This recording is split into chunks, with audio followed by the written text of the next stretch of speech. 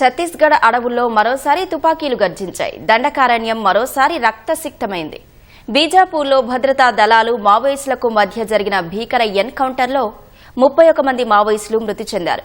ఎదురు కాల్పుల ఘటనలో 2 భద్రతా సిబ్బంది అసువులు బాశారు. ఛత్తీస్గఢ్ చరిత్రలోనే ఇది రెండో భారీ ఎన్కౌంటర్ అని అధికారులు తెలిపారు.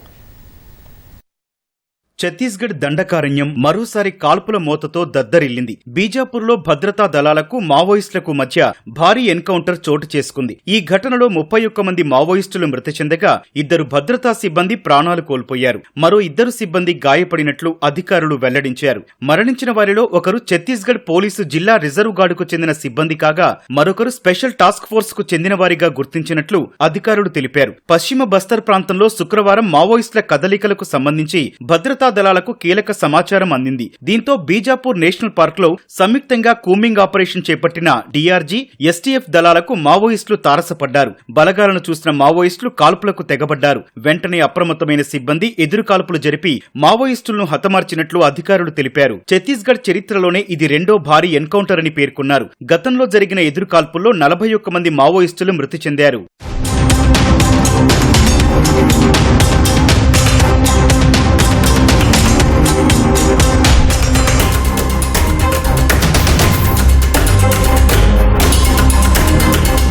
ఈ ఘటనపై స్పందించిన బస్తర్ ఐజీ సుందర్ రాజ్ ఎదురు కాల్పులో 31 మంది మావోయిస్టులు మరణించినట్లు ధృవీకరించారు. గాయపడిన 2 జవాన్లకు ప్రాణాపాయం ముప్పు తప్పిందని, ప్రస్తుతం మెరుగైన వైద్యం కోసం విమానంలో తరలించినట్లు చెప్పారు.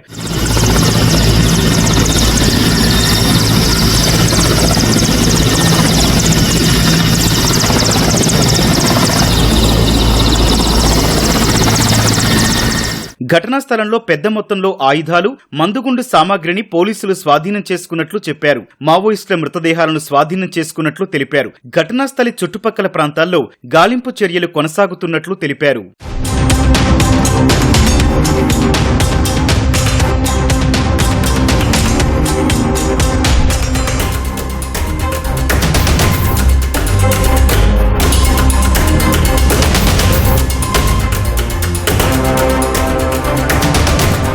जिला बीजापुर के नेशनल पार्क इलाके में माओवादियों की उपस्थिति के आसूचक आधार पर डीआरजी, एसटीएफ, बस्तर फाइटर एवं अन्य सुरक्षा बल का टीम अभियान के लिए रवाना की गए थे।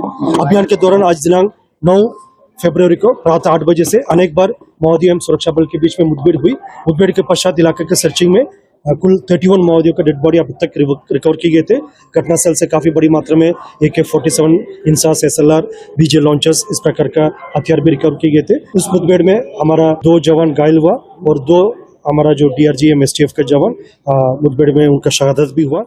ఈ ఏడాది ప్రారంభమై నెలన్నర కూడా కాకముందే దాదాపు 81 మంది మావోయిస్టులను బలగాలు మట్టుబెట్టాయి. గతేడాదిలో 219 మంది మావోయిస్టులను హతమార్చాయి. 2026 మార్చి నాటికి మావోయిస్టులను కేంద్ర ప్రభుత్వం తుడిచిపెడుతుందని కేంద్ర హోంమంత్రి అమిత్ షా పేర్కొన్న నేపథ్యంలో బలగాలు చర్యలను వేగవంతం చేశాయి.